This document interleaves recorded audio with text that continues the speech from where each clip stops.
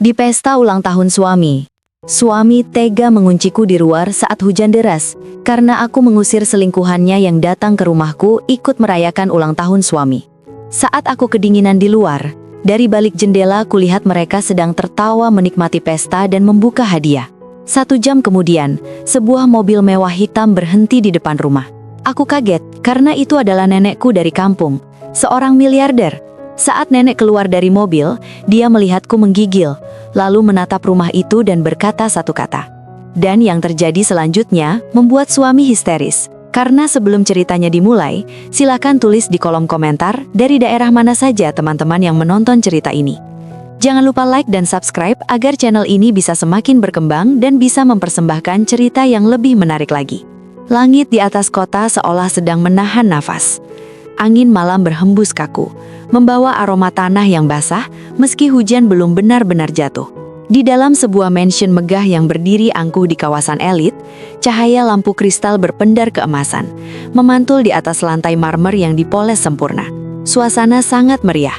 Malam ini adalah pesta perayaan ulang tahun ke-35 Arkan, pria yang dalam 7 tahun terakhir selalu kusebut sebagai suamiku, nafasku, dan duniaku.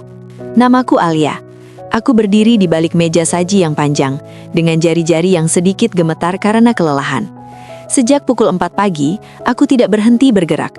Aku memasak sendiri menu utama kesukaan Arkan, memastikan setiap bunga lili putih, bunga favoritnya, tertata tanpa cacat di setiap sudut ruangan, hingga menyetrika sendiri setelan jas yang ia kenakan malam ini. Kakiku terasa kebas, berdenyut nyeri di balik sepatu hak rendah yang sudah lama ku kenakan. Namun, setiap kali mataku menangkap sosok Arkan yang sedang tertawa di tengah kerumunan kolega bisnisnya, rasa lelah itu kutelan bulat-bulat. Aku tersenyum tipis. Aku merasa bangga bisa menjadi wanita yang menopangnya dari balik layar. Namun senyum itu perlahan memudar saat aku menyadari sesuatu yang menyayat hati. Sepanjang malam ini, Arkan tak sekalipun memanggilku istri. Dia memperkenalkanku kepada rekan-rekan bisnisnya sebagai orang rumah yang mengurus keperluan teknis. Arkan, siapa wanita yang sangat rajin ini? Apakah dia asisten barumu? Tanya seorang kolega dengan nada meremehkan, melirik gaun sederhanaku yang sangat kontras dengan kemewahan ruangan itu. Arkan mengesap sampahnya di tangannya, matanya menatapku sekilas tanpa kehangatan, lalu menjawab datar. Bisa dibilang begitu, dia yang membantu memastikan pesta ini tidak berantakan. Duniaku serasa berputar. Membantu? Aku adalah istrinya. Aku adalah wanita yang menjual satu-satunya warisan kalung ibuku untuk modal awal bengkel kecilnya 7 tahun lalu, sebelum kini menjadi perusahaan manufaktur raksasa. Aku adalah wanita yang menemaninya makan mie instan di kos sempit saat dia ditipu rekan bisnisnya. Tapi malam ini, di depan ratusan pasang mata, aku hanya dianggap sebagai tenaga pembantu. Tiba-tiba, suara riuh rendah di pintu masuk mengalihkan perhatian semua orang. Seorang wanita melangkah masuk dengan keanggunan yang diatur sedemikian rupa. Namanya Fanya. Dia mengenakan gaun merah menyala yang memamerkan kemewahan, dengan perhiasan berlian yang berkilauan menyilaukan mata. Fanya adalah mantan kekasih Arkan di masa kuliah, wanita yang dulu meninggalkan Arkan karena Arkan miskin. Dan kini, setelah Arkan sukses, dia kembali seolah-olah dia adalah pemilik hati suamiku. Yang membuat dadaku sesak bukan hanya kedatangannya, tapi reaksi Arkan. Wajah suamiku yang tadinya kaku padaku, seketika berubah menjadi cerah luar biasa. Dia berjalan cepat, hampir lari untuk menyambut Fanya. Di depan mataku sendiri, Arkan memegang tangan Fanya, mencium punggung tangannya dengan penuh pengabdian, dan menatapnya dengan pandangan yang tak pernah lagi ia berikan kepadaku selama 3 tahun terakhir. Mas Arkan, kau datang juga. Pesta ini tidak akan sempurna tanpa kehadiranmu. Suara Arkan terdengar begitu lembut, bergetar oleh kegembiraan yang nyata. Selamat ulang tahun Arkan sayang, balas Fanya dengan nada manja yang sengaja dikeraskan. Dia menyandarkan kepalanya di bahu Arkan, sementara Arkan tidak menolak. Malah Arkan melingkarkan tangannya di pinggang wanita itu dengan protektif. Ibu mertuaku, Ibu Ratna, muncul dari kerumunan dengan senyum lebar yang tak pernah kulihat saat ia menatapku. Dia langsung memeluk Fanya. Fanya, lihatlah betapa cantiknya menantu idaman ini. Ibu sangat merindukanmu, kata Ibu Ratna keras-keras. Aku berdiri mematung di sudut, memegang nampan berisi gelas-gelas kosong. Air mata mulai menggenang di pelupuk mataku. Aku mendekat dengan langkah gemetar, mencoba mencari sedikit sisa harga diri. Mas Arkan, panggilku pelan, suaraku hampir hilang tertelan suara musik. Arkan menoleh, namun wajahnya berubah menjadi dingin dan penuh gangguan. Alia, jangan mengganggu. Bawa nampan itu kembali ke dapur, dan jangan lewat sini lagi. Kau membuat jalanan terasa sempit. Tapi Mas, dia siapa? Kenapa Mas bersikap seperti ini di depan tamu-tamu kita? Tanyaku, mencoba menahan tangis yang sudah di ujung mata. Ibu Ratna menyela dengan sinis. Alia, jangan memalukan keluarga. Fanya adalah tamu kehormatan. Dia wanita berkelas, berbeda denganmu yang hanya tahu urusan dapur dan tidak bisa menjaga penampilan. Masuklah ke dalam sebelum kau merusak citra suamimu. Hati ini hancur. Rasanya seperti ada ribuan jarum yang menusuk jantungku secara bersamaan. Aku melihat Fanya tersenyum mengejek ke arahku, sebuah senyuman kemenangan yang sangat jelas. Aku mencoba bertahan, tapi saat Fanya dengan berani menyuapkan sepotong kue ulang tahun ke mulut Arkan, dan Arkan menerimanya dengan penuh kemesraan di depan seluruh tamu, pertahananku runtuh. Wanita ini harus pergi, Mas. Ini rumahku. Aku istrimu. Teriakku histeris, membuat suasana pesta mendadak hening. Arkan menatapku dengan tatapan paling kejam yang pernah kulihat. Wajahnya merah padam karena malu. Dia mendekatiku, bukan untuk menenangkan, tapi untuk mencengkram pergelangan tanganku dengan sangat kuat hingga aku meringis kesakitan. Kau sudah keterlaluan, Alia.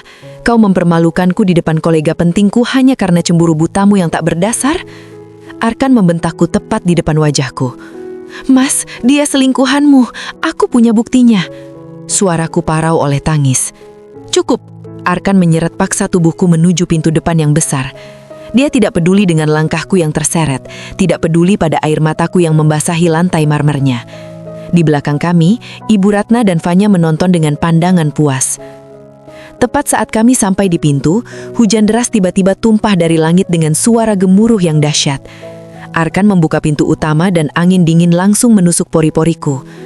Tanpa belas kasihan, dia mendorong tubuhku keluar di atas aspal teras yang dingin dan basah. Jika kau tidak bisa menghormati tamu-tamuku dan tidak bisa menjaga mulutmu, kau tidak pantas ada di dalam sini. Pergilah, dinginkan kepalamu yang panas itu di luar, teriak Arkan. Mas, hujan deras. Mas, tolong buka pintunya. Aku menggedor pintu kayu jati yang tebal itu dengan telapak tanganku yang mulai membiru karena kedinginan. Brak! Pintu itu dibanting tepat di depan wajahku. Suara kunci diputar dari dalam terdengar seperti vonis mati bagiku. Aku terduduk lemas di bawah guyuran hujan yang semakin membabi buta. Pakaianku basah kuyup dalam sekejap, melekat dingin di tubuhku yang menggigil hebat.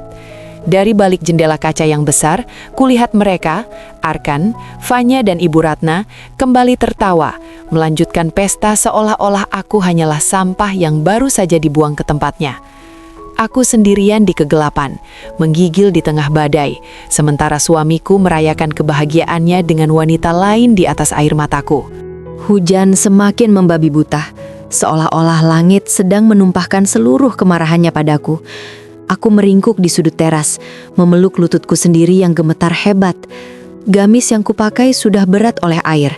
Hawa dingin merayap masuk ke tulang-tulangku, membuat napas setiap tarikan napas terasa sesak dan perih. Dari balik jendela kaca yang besar, aku bisa mendengar samar-samar suara tawa dan denting gelas.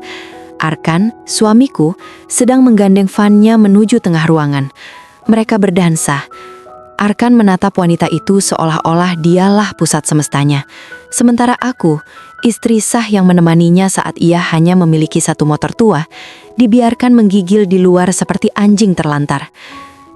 Tuhan, jika pengabdianku selama ini tidak ada harganya, tolong beri aku kekuatan untuk bertahan malam ini saja. Bisikku parau, suara yang tenggelam oleh gelegar guntur. Tiba-tiba, sorot lampu putih yang sangat terang menembus tirai hujan. Sebuah mobil sedan hitam panjang dengan logo perak yang berkilau di kap mesinnya melaju pelan memasuki halaman mansion. Mobil itu berhenti tepat di depan tempatku terduduk. Mobil itu tampak begitu gagah dan angkuh. Harganya mungkin bisa membeli 10 mobil milik Arkan. Seorang pria berjas hitam keluar dari pintu kemudi, memegang payung besar. Ia bergegas membuka pintu penumpang belakang dengan sikap sangat hormat. Seorang wanita tua melangkah turun. Ia mengenakan jubah beludur hitam yang mewah. Tangannya yang berhias cincin zamrud memegang tongkat kayu cendana berukir emas.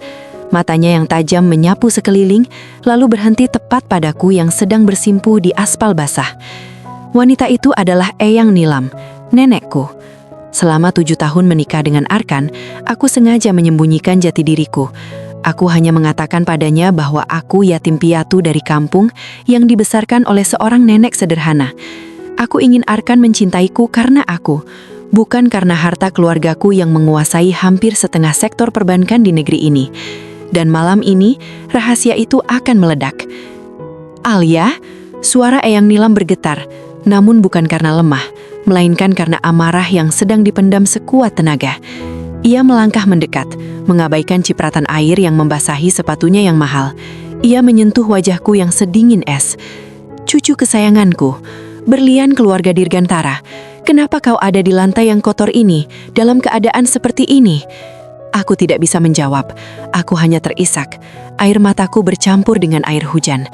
Eyang segera melepas jubah beludurnya yang hangat dan menyelimutinya ke bahuku. Rasa hangat itu seketika menjalar, tapi tidak sehangat hatiku yang meradang. Eyang Nilam mendongak ke atas, menatap mansion megah Arkan dengan tatapan yang sangat menakutkan.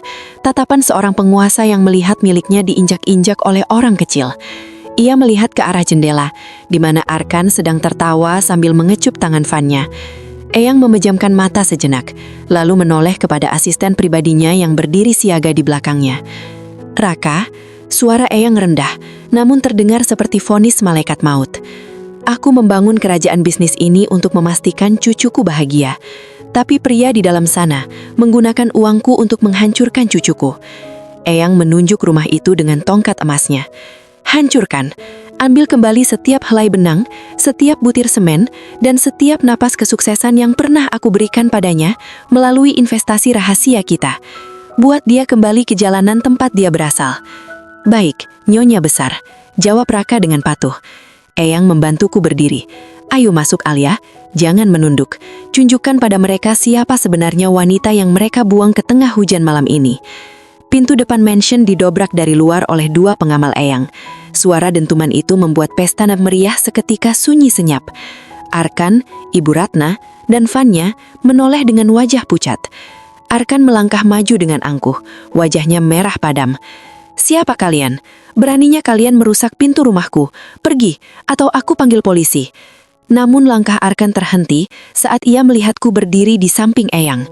Aku tidak lagi tampak seperti pelayan dapur. Di bawah jubah beludur hitam Eyang, dengan tatapan yang kini tajam dan dingin, aku berdiri tegak. Ibu Ratna tertawa sinis.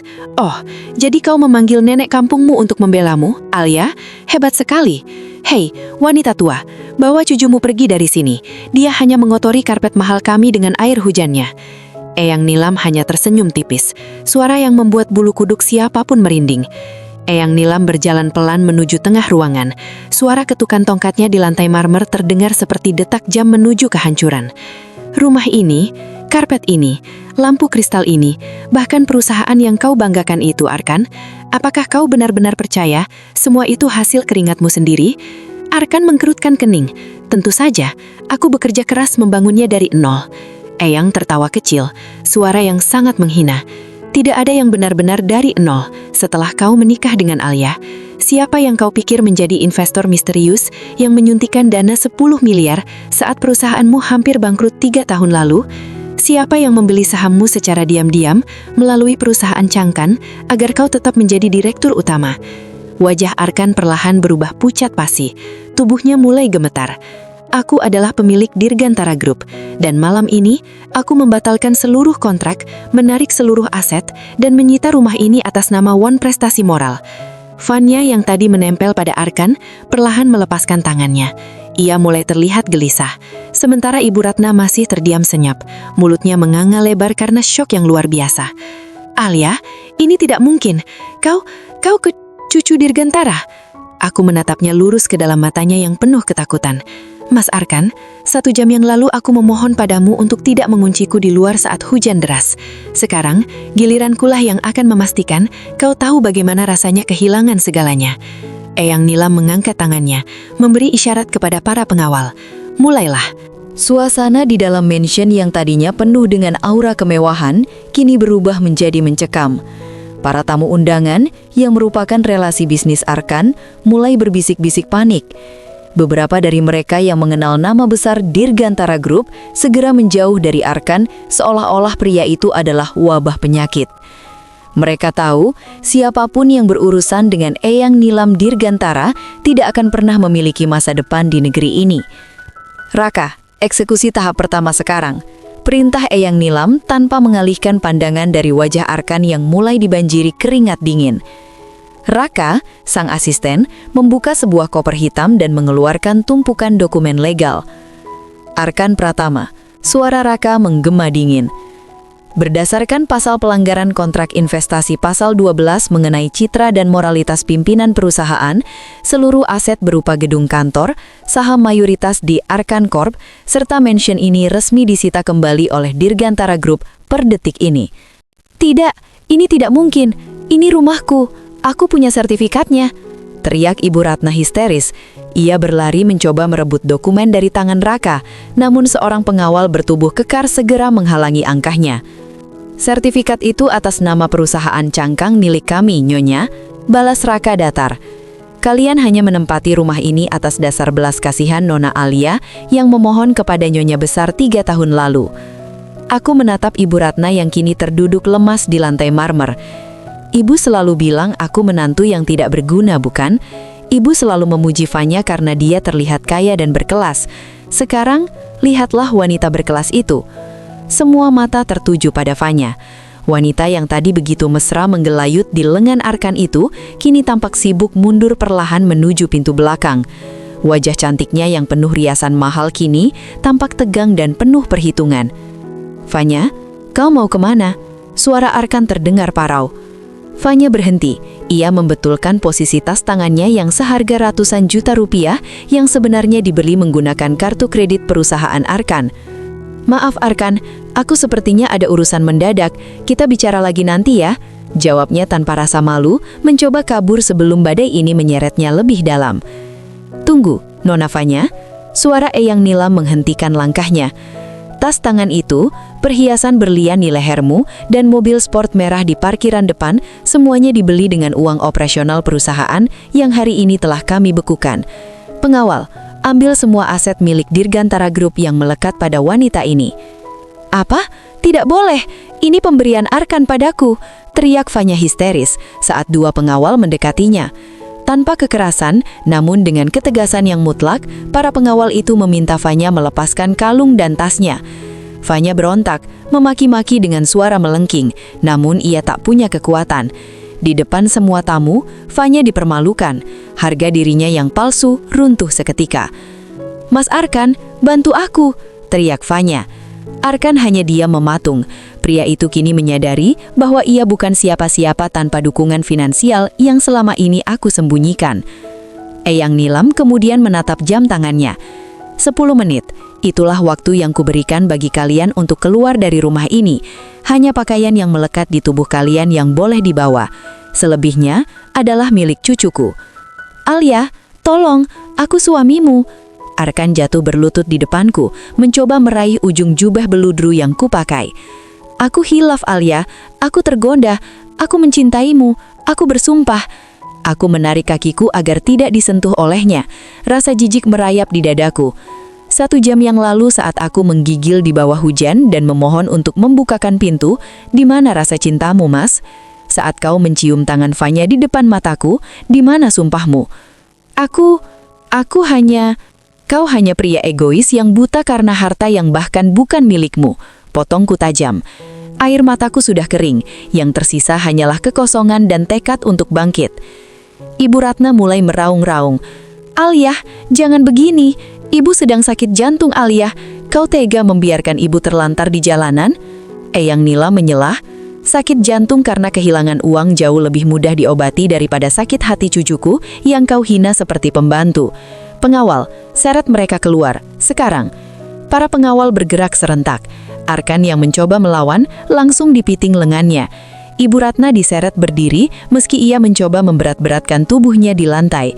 Sementara Fanya yang sudah kehilangan tas dan perhiasannya didorong keluar dengan kasar. Mereka bertiga dilempar keluar pintu utama, tepat di tempat di mana aku tadi tersungkur. Hujan masih turun sangat deras, kilatan petir menerangi wajah mereka yang penuh ketakutan dan kehancuran. Brak! Pintu mansion yang besar dan berat itu tertutup rapat. Suara kunci diputar terdengar begitu memuaskan di telingaku. Aku berdiri di ruang tengah yang kini sunyi. Hanya ada aku, Eyang, dan para pengawal. Aku menoleh ke jendela kaca besar itu. Di luar sana, di bawah guyuran hujan badai, aku melihat Arkan sedang memukul-mukul pintu dengan tangan kosong, sementara Ibu Ratna menangis terseduh-seduh di aspal yang becek. Dan Fanya, wanita itu justru sedang berteriak menyalahkan Arkan atas kemiskinannya. Ini baru permulaan, Alia, bisik Deyang Nilam sambil merangkul bahuku. Mulai besok, mereka akan belajar bahwa dunia adalah tempat yang sangat dingin bagi orang-orang yang tidak tahu cara menghargai ketulusan. Aku mengangguk pelan. Di dalam kehangatan mansion ini, aku bersumpah tidak akan pernah menjadi wanita lemah yang bisa diinjak lagi. Malam itu seolah menjadi malam yang paling panjang bagi Arkan. Di luar gerbang mansion yang kini tertutup rapat, ia berdiri mematung. Air hujan yang mendinginkan kulitnya tak sebanding dengan rasa dingin yang menghujam jantungnya. Di sampingnya, Ibu Ratna masih meraung, meratapi nasibnya sambil memegangi kebaya mahalnya yang kini kotor tertempel lumpur jalanan. Arkan, lakukan sesuatu. Bagaimana mungkin kita diusir dari rumah kita sendiri? Teriak Ibu Ratna di tengah suara guntur. Arkan menoleh ke arah Fanya, berharap wanita yang selama ini dipujanya itu akan memberikan sandaran. Namun pemandangan yang ia lihat justru menyayat sisa-sisa harga dirinya. Fanya sedang sibuk mencoba menghentikan taksi yang lewat. Wajahnya yang tadi penuh cinta, kini hanya memancarkan kebencian. Fanya, tolong, kita harus bicara. Arkan mencoba memegang tangan Fanya. Plak! Satu tamparan keras mendarat di pipi Arkan. Fanya menatapnya dengan tatapan jijik. Jangan sentuh aku, kau pria penipu Arkan. Kau bilang kau pemilik tunggal perusahaan itu, tapi ternyata kau hanya boneka yang hidup dari belas kasihan istrimu yang kampungan itu. Fanya, aku bisa membangunnya lagi. Aku punya otak, aku punya relasi. Arkan membela diri dengan suara parau. Membangun dengan apa? Kau tidak punya modal, kau tidak punya aset, dan sekarang kau punya nama buruk di seluruh kalangan bisnis. Fanya meludah ke samping. Dengar Arkan, aku mencintaimu karena posisimu. Sekarang setelah kau menjadi gelandangan, jangan pernah berani menghubungiku lagi. Sebuah taksi berhenti. Fanya segera masuk tanpa menoleh lagi, meninggalkan Arkan yang hancur berkeping-keping. Pria itu kini menyadari satu kebenaran pahit. Ia telah membuang berlian demi segenggam debu yang langsung terbang ditiup angin badai. 1 minggu berlalu. Kehidupan bak neraka dimulai bagi Arkan dan Ibu Ratna. Semua rekening bank Arkan telah dibekukan oleh tim legal Eyang Nilam atas tuduhan penggelapan dana perusahaan. Mereka kini tinggal di sebuah kontrakan sempit di pinggiran kota, sebuah kamar pengap yang dindingnya berjamur dan atapnya bocor jika hujan turun. Ibu tidak bisa tinggal di sini, Arkan. Baunya busuk. Ibu sesak napas. Keluh Ibu Ratna sambil terus batuk-batuk. Sabar, Bu. Besok Arkan akan pergi ke kantor rekan bisnis lama Arkan. Pasti ada yang mau memberikan modal atau pekerjaan, ujar Arkan dengan sisa-sisa harapan. Keesokan harinya, Arkan pergi ke pusat kota. Ia mendatangi gedung-gedung pencakar langit tempat dulu ia disambut dengan karpet merah. Namun realitas menghantamnya lebih keras. Maaf Pak Arkan, direktur kami sedang tidak bisa diganggu, ujar seorang resepsionis yang dulu selalu menunduk hormat padanya. Kini wanita itu menatap Arkan dari ujung kaki ke ujung kepala dengan tatapan menghina, karena kemeja Arkan yang mulai kusut dan bau keringat. Tapi saya punya janji, saya teman lamanya, seru Arkan frustrasi. Pak, instruksi dari pusat sangat jelas. Siapapun yang berafiliasi dengan Arkan Pratama tidak akan diterima di gedung ini. Silahkan keluar sebelum saya memanggil keamanan, jawab resepsionis itu dingin. Arkan berjalan gontai di trotoar. Di sebuah toko elektronik, ia melihat layar televisi besar yang menampilkan berita bisnis. Napasnya tersegat. Di layar itu, tampak sosok wanita yang sangat ia kenali, Alia. Alia sedang berdiri di podium dalam sebuah konferensi pers besar. Ia mengenakan setelan jas muslimah yang sangat elegan, memancarkan aura kepemimpinan yang belum pernah Arkan lihat sebelumnya. Di sampingnya, berdiri Eyang Nilam, tersenyum bangga.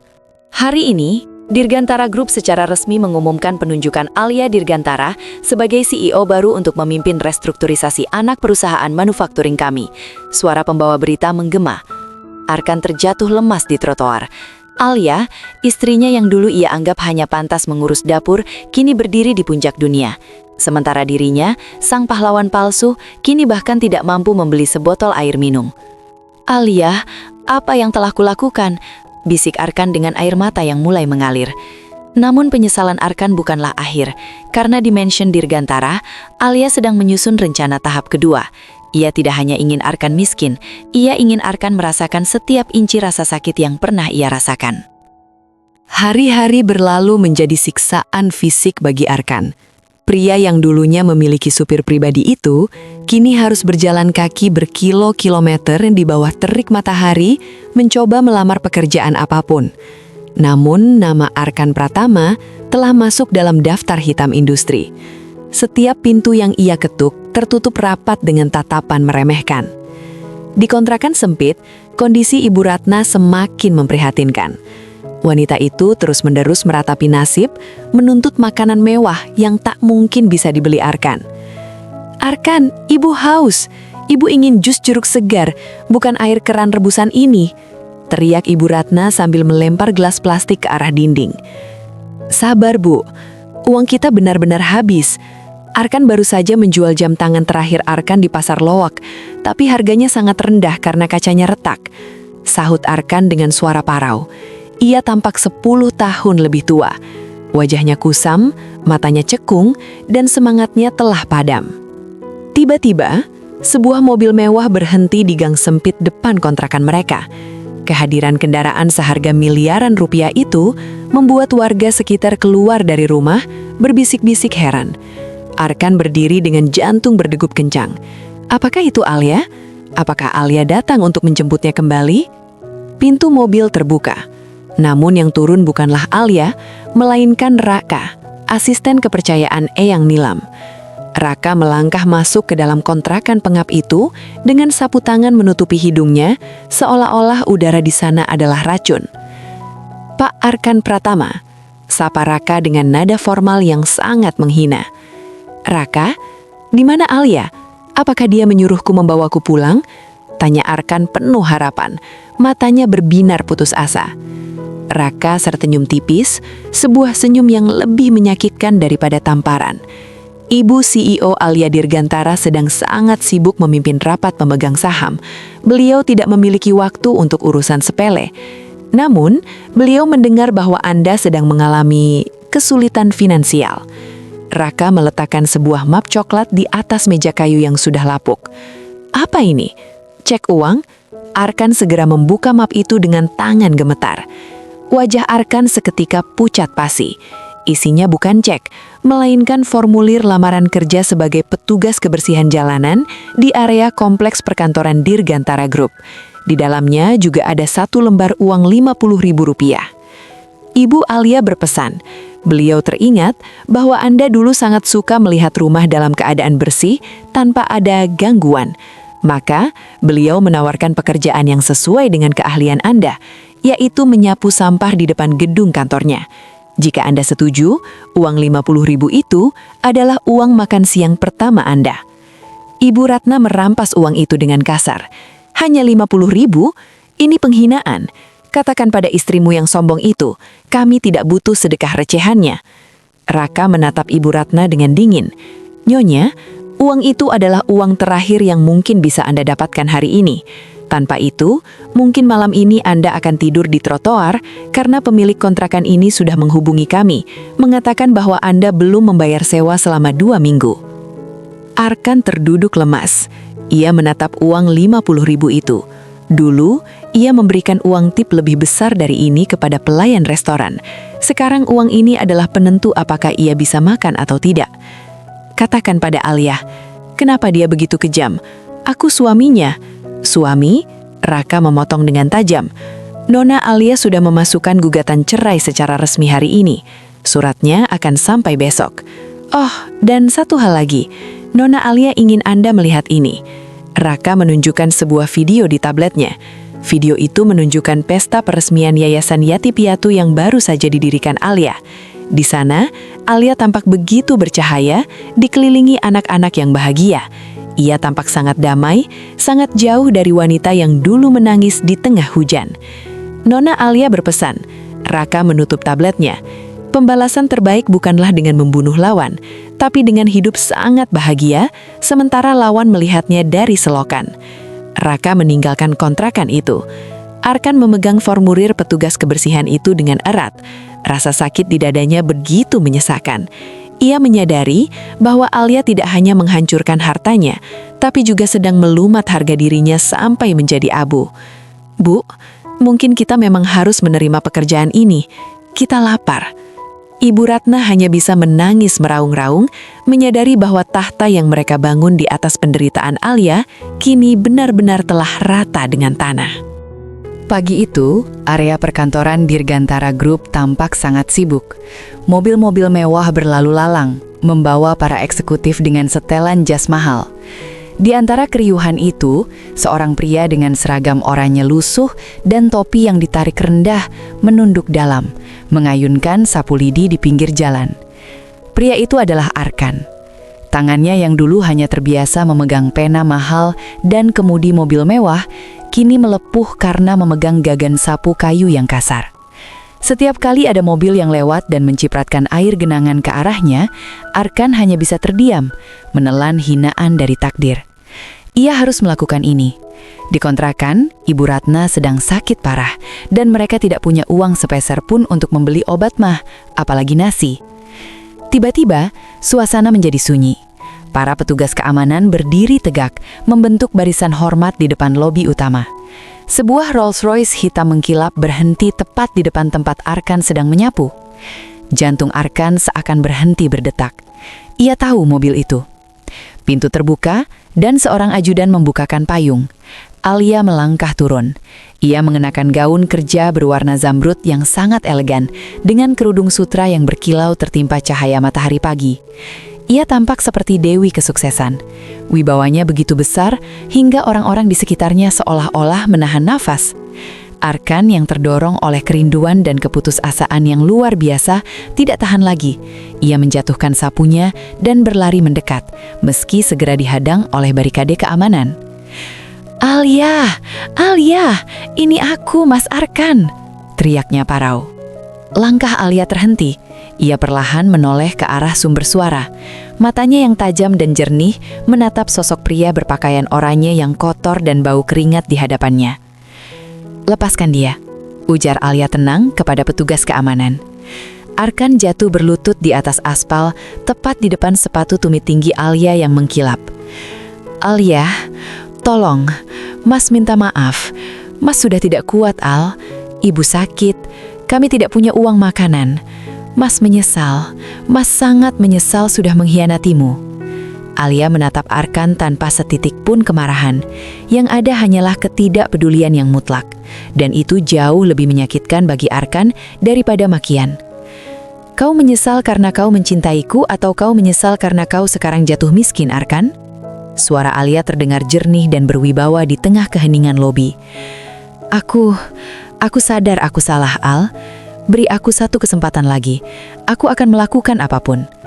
Alia tersenyum tipis, sebuah senyuman yang sangat asing. Ia merojoh tas tangannya dan mengeluarkan selembar 100.000 rupiah. Ia tidak memberikannya ke tangan Arkan, melainkan menjatuhkannya ke tanah tepat di atas debu yang baru saja disapu Arkan. "Alia, jangan begini." Arkan terisak, memegang uang itu di tengah debu.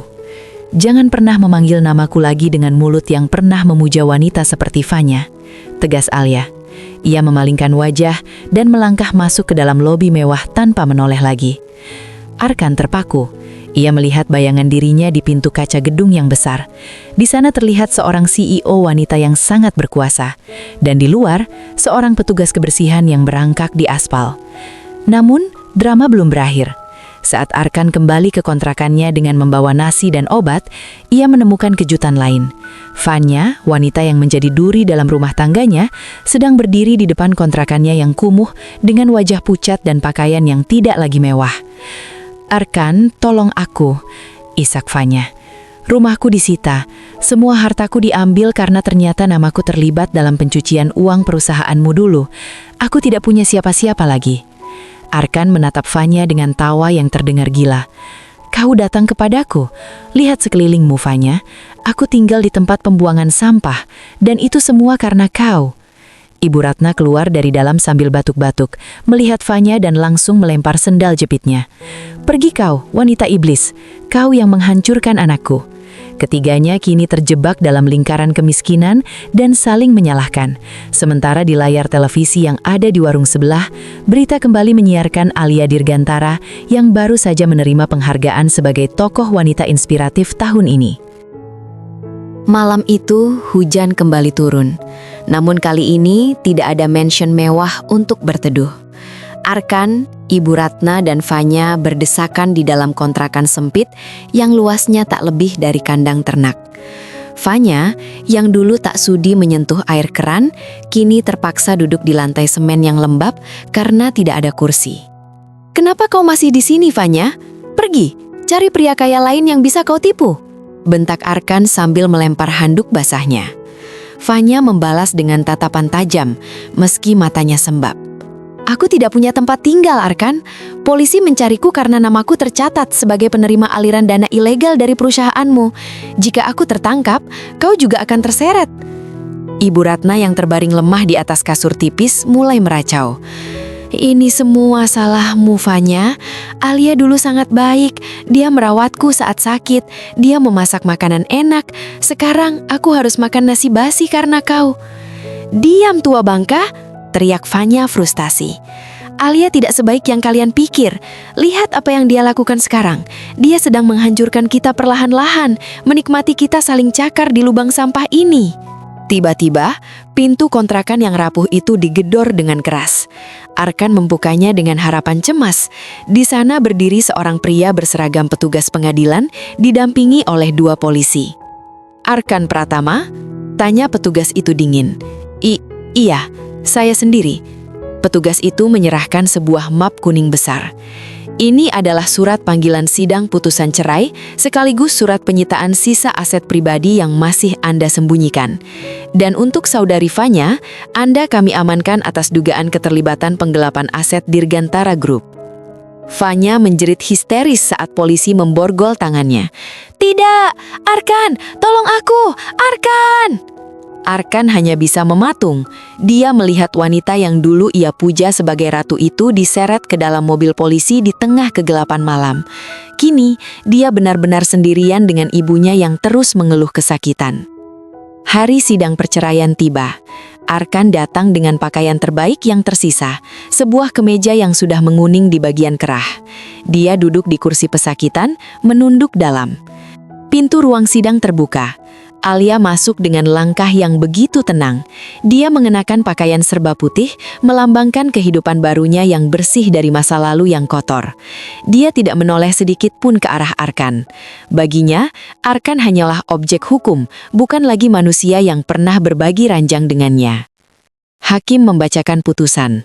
Menimbang bukti-bukti perselingkuhan, penelantaran dan penyalahgunaan wewenang, maka pengadilan memutuskan mengabulkan seluruh gugatan penggugat.